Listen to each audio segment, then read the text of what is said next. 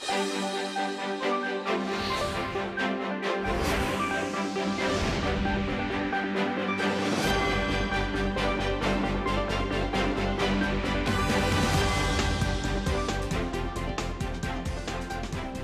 morning. It's May 16th here in Seoul, and I'm Kim Dami.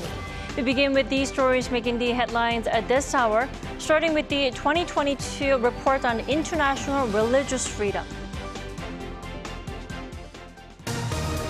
The annual report says North Korea continues to execute and physically torture people for their religious activities.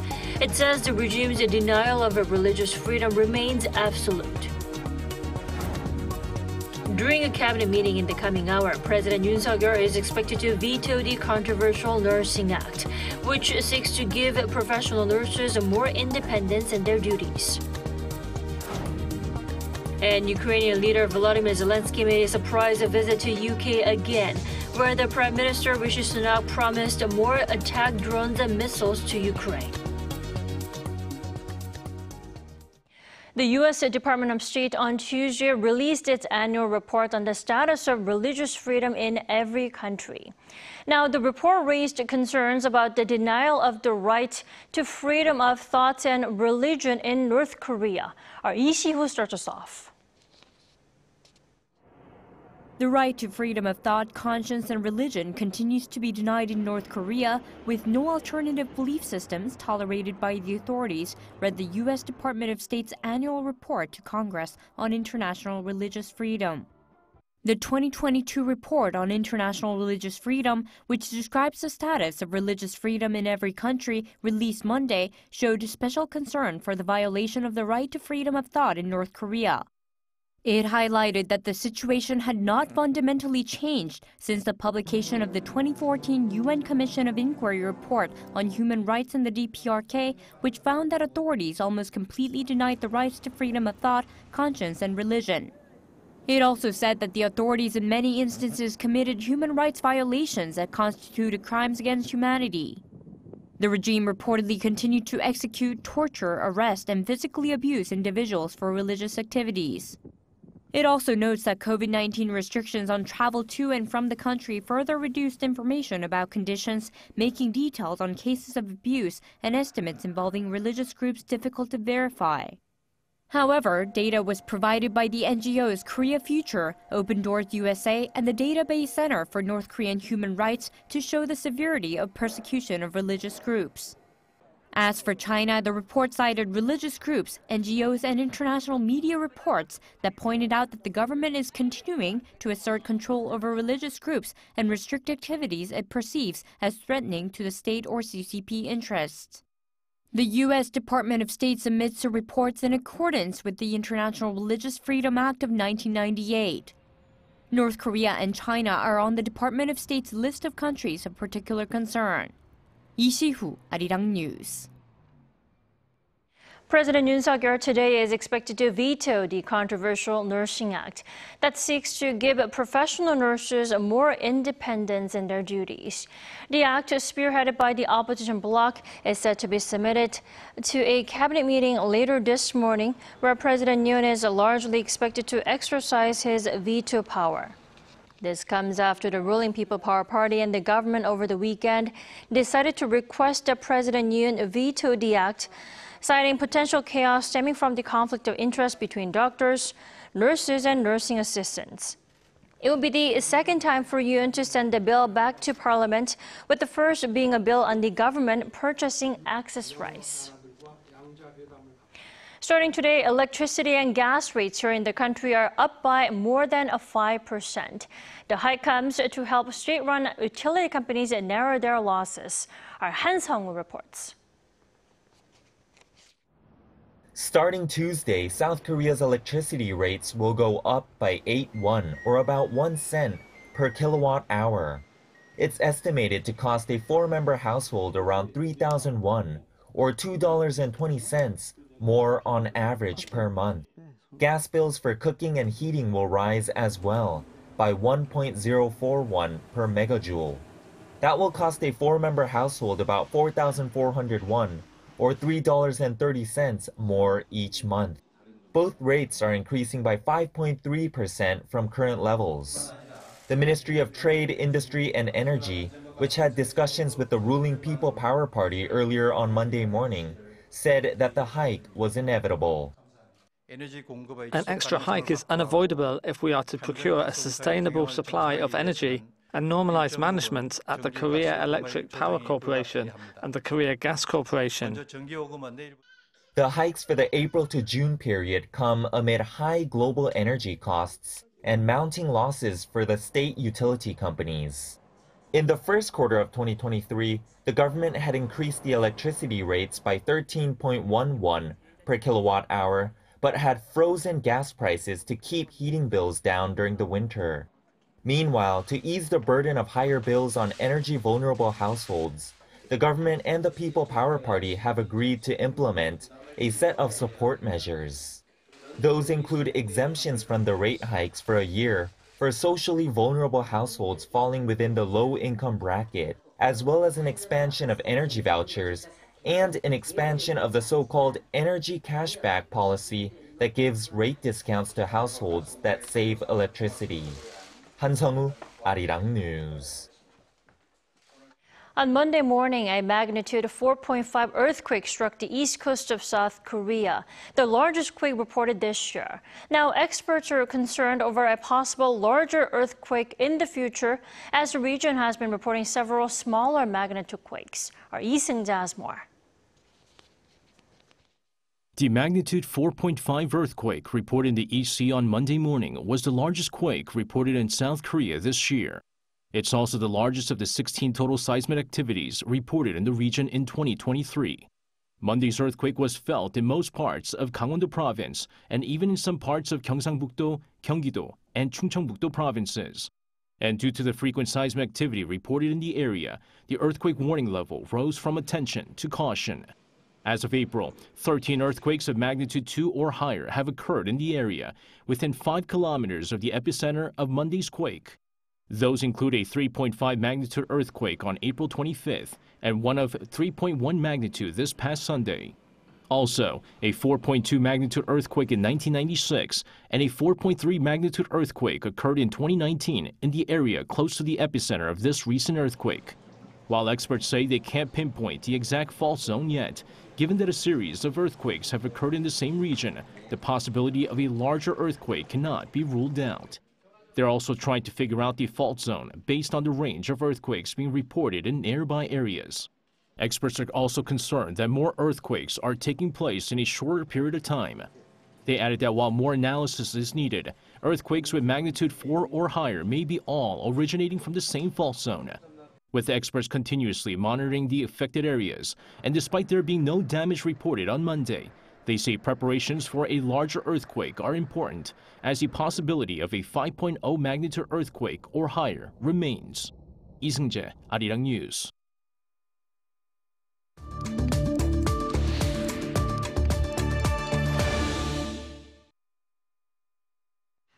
The U.S. Consumer Price Index last month was down for the 10th straight month. Now, signs of inflation cooling down are raising expectations of a possible rate freeze. For a deeper analysis of the matter, we're joined by Professor J.W. Mason from John Jay College, City University of New York. Good morning and good evening to you, Professor. Hello. Hello. The U.S. Consumer Price Index rose 4.9% on year last month. That was down from the 5% reported in March. Now, it's the first time in 2 years it's under 5%. Professor Mason, how significant is this? I think it's very significant, and even more important than that headline number is the fact that inflation is falling across almost every major category of prices. You know, over the past 2 years, we haven't had just one inflation, but several different inflations. We had goods prices, especially autos, rising very rapidly in the summer and fall of 2021 as a result of global supply chain interruptions.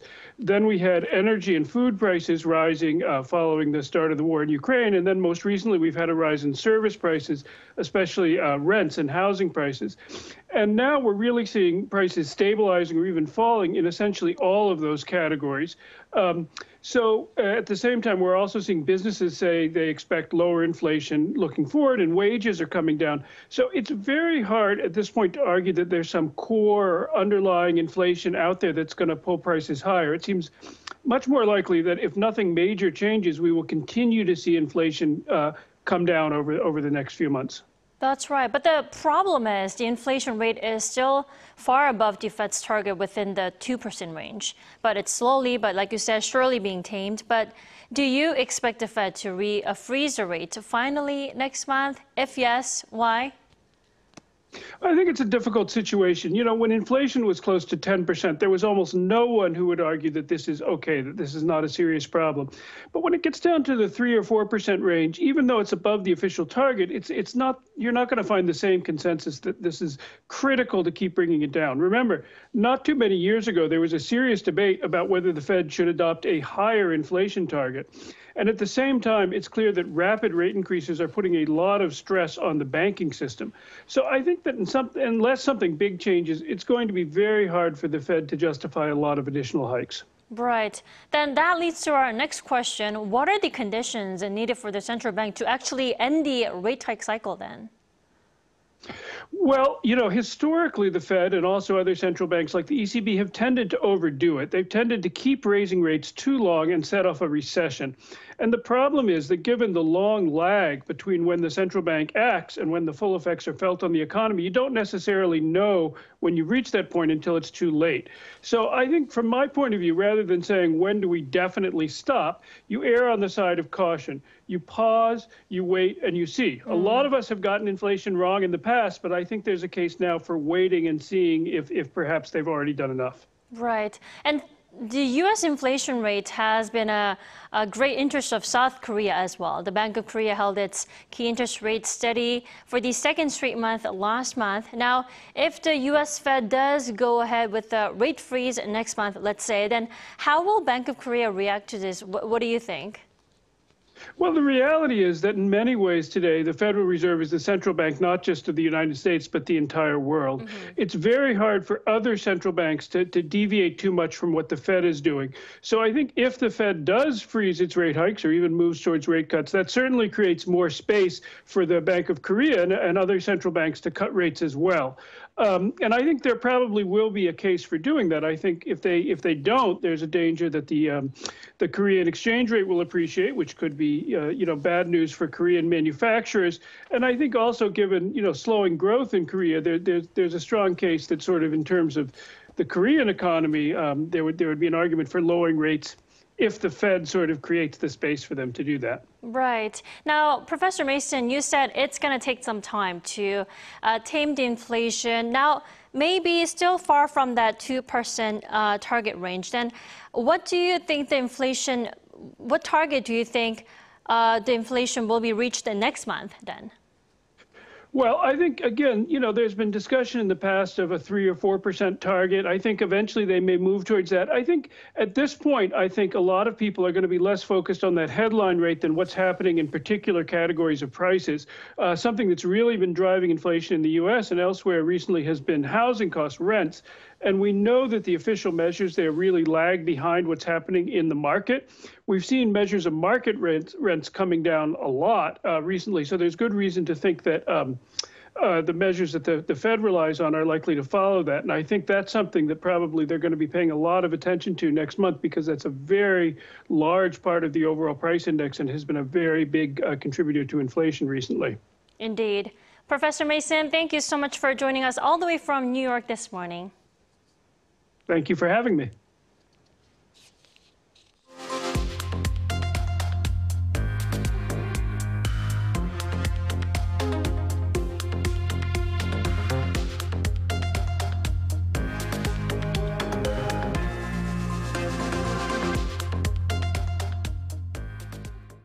Now, 1 month has passed since the wildfire took place in South Korea's eastern Gangneung city. The huge fire was put out on the same day of the initial report, thanks to the firefighters who went into the flames. Our Kim Jung-sia met them in Gangneung. Firefighters are moving through the burning forest. The heavy smoke blurs their vision, making it hard to tell if there are any people. Here you see last month's wildfire that took one life and burnt hundreds of buildings. And this is what it looks like now in one residential area where all 7 buildings were burnt to the ground.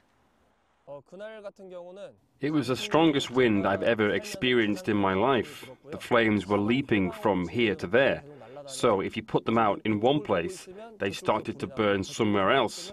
Everywhere was just a sea of fire. We asked him what drives firefighters walk into this sea of fire. We are scared too, of course, but there could be somebody who needs our help, so we go in. And all these buildings are people's property. We need to protect them. We don't go in alone, we always go in with teammates. Meet the firefighters of the Donghae Special Response Team, an elite unit that specialized in putting out wildfires. A 30-member team works in shifts of 10 people at a time, and each team moves together as if it were a single cell. Even on a day off, the firefighters train themselves so they can climb mountains, carry people, and control the water hose. In a rare moment of downtime, they play ping pong. This time, the losing team has to buy fried chicken. Captain Kwon Soon-bin is in charge of keeping these young firefighters safe. Since I'm the commander of the team, I have to make sure no one gets hurt on a mission. I'm most proud, but also worried when we go to the scene to complete our mission. But what's most important is their trust in each other.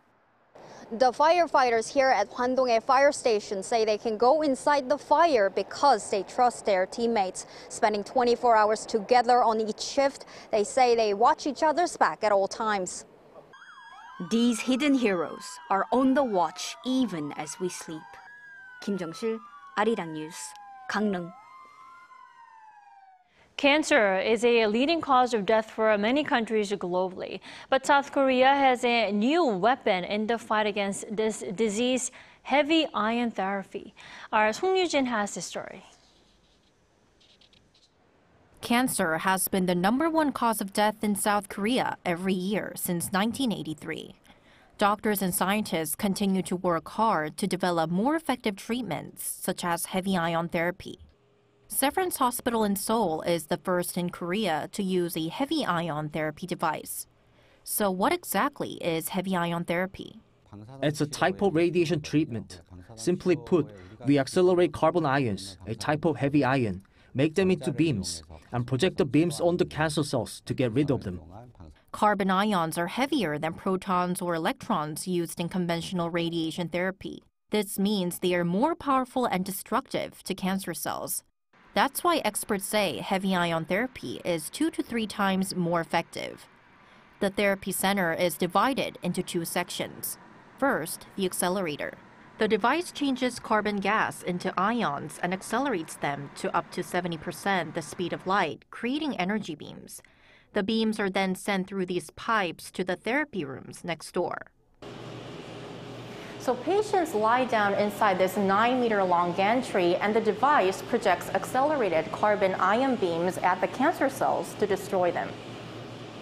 Severance Hospital is the world's first to have 2 of these rotating gantries. Patients don't have to worry about moving around during treatment, which takes less than 30 minutes, as the gantries can shoot carbon ion beams from any angle.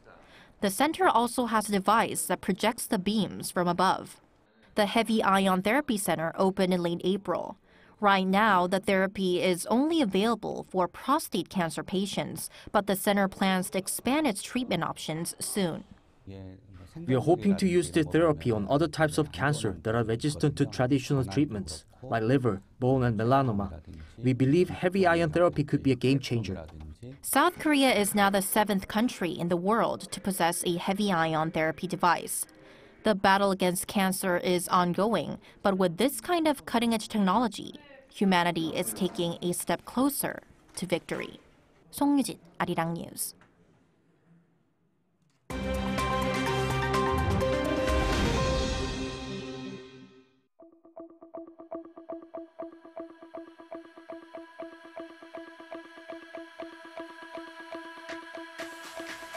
Good morning, I'm Matthew Ashley, and we now turn over to stories from around the world. We begin in the United Kingdom, where Prime Minister Rishi Sunak has promised to provide Ukraine with air defense missiles and long-range attack drones. The pledge follows a 2-hour meeting on Monday between Sunak and Ukrainian President Volodymyr Zelenskyy. The UK also promised to start basic training of Ukrainian pilots this summer, and that it will work with allies to eventually provide F-16 jets. Zelenskyy stopped by the UK for a surprise visit while on a tour of Western allies to drum up support for his country's counter-offensive. He has already visited Rome, Berlin and Paris and has secured extra pledges for tanks, armored vehicles and other weapons. Moving on to the tech sector, Microsoft has won approval from the European Union's antitrust regulator for its planned $69 billion takeover of games company Activision Blizzard. The approval was announced on Monday but is subject to certain concessions from Microsoft. These include a 10-year licensing deal that would allow users to stream games via any cloud game streaming service of their choice. The proposed acquisition, one of the biggest deals in the video game industry has seen, it still needs approval from the UK and US. Just last week, it was blocked by the UK's regulator, and its US counterpart has also threatened to block the deal. Now, legendary poker player Doyle Brunson has died at the age of 89. He passed away on Sunday in Las Vegas. Known as the Godfather of Poker by some fans and as Texas Dolly to others, he was the first American to win $1 million in poker tournaments. The Texas native won 10 World Series of Poker tournaments, the second highest of any player. He also won 2 World Championships over his 50-year career. Born in August 1933, Brunson started playing poker professionally after a knee injury ended his college basketball career. And finally, the 76th edition of the Cannes Film Festival kicks off on Tuesday. Taking place in the French coastal city, the 11-day event will see stars from all corners of the world make an appearance. The festival will open with the French-language film Jean du Barry, starring Johnny Depp. It will also see Jennie, a member of the K-pop group Blackpink, step onto the red carpet as an actress. She appeared in the American drama The Idol, which will be screened out of competition. Despite no Korean films being entered into the competitive part of the festival, 7 will be screened on the sidelines. There are 21 films in the running for the festival's prestigious Palme d'Or award.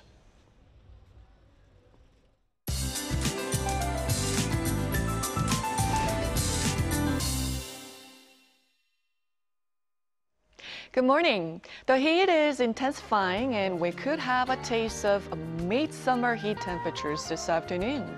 Most regions will notice scorching summer heat with an expected high of 30 degrees in the capital, and Gyeongju perhaps seeing a high of 34 degrees this afternoon. And take extra care in the sun as well. We won't be able to avoid exposure to strong sun during the day, so have your sunblock and sunglasses ready to protect yourself from the skin and eye damage. And it looks to be another ozone action day.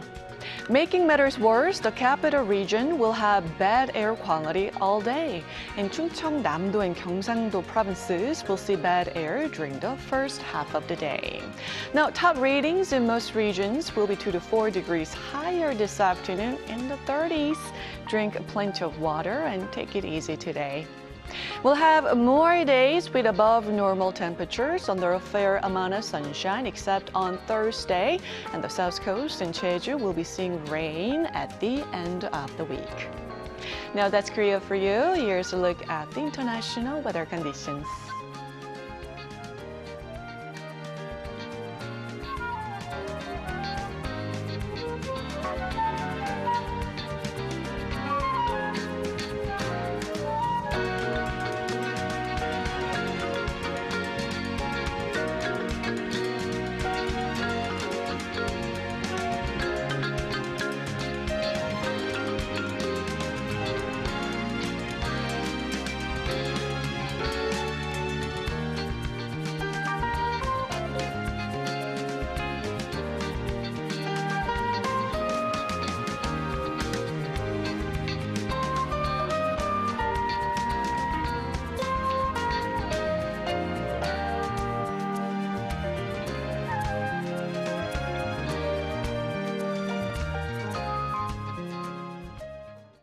That wraps up today's New Day at Arirang. Thanks for watching.